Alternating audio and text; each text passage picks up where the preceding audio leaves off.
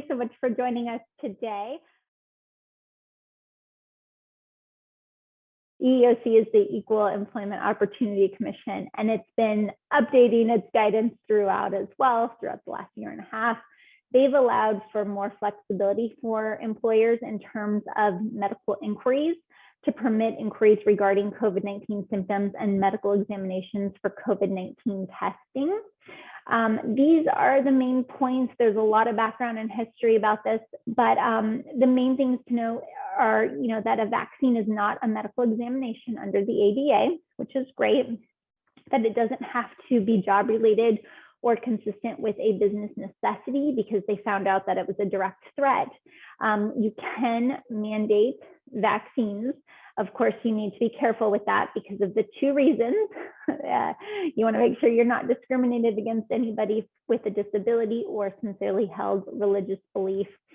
And then, employees can be excused based on disability or other medical reasons, religious practices, of course. And then employers can ask employees for documentation or confirmation of the vaccine. And remember, that's an employee, not a potential candidate.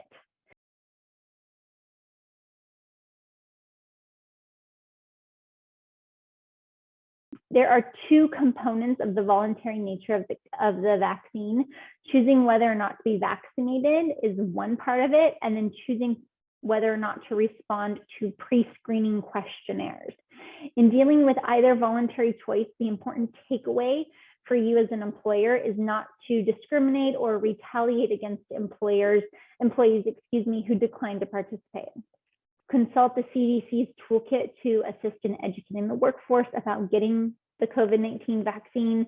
Consider the impact of offering employees rewards or incentives to obtain vaccines, the method, type, and delivery of such rewards.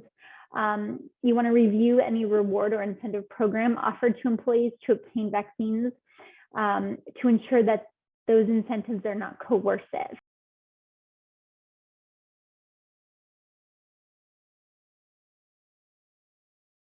For mandatory vaccinations, they are permissible, of course. Everyone under the sun has said that you can mandate your vaccines. But of course, you don't want to necessarily just go ahead and fire everybody who doesn't get vaccinated. And I keep saying this, but the two reasons are the sincerely held religious belief or disability. So the ADA allows an employer to have a qualification standard that includes that an individual shall not pose a direct threat to the health or safety of individuals in the workplace.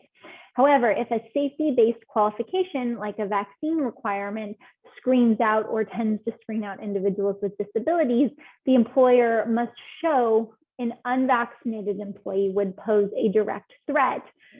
Your policy should include, training your managers, your supervisors, your HR professionals on how to recognize an accommodation request from an employee who has that disability or sincerely held religious belief and how to respond to the request.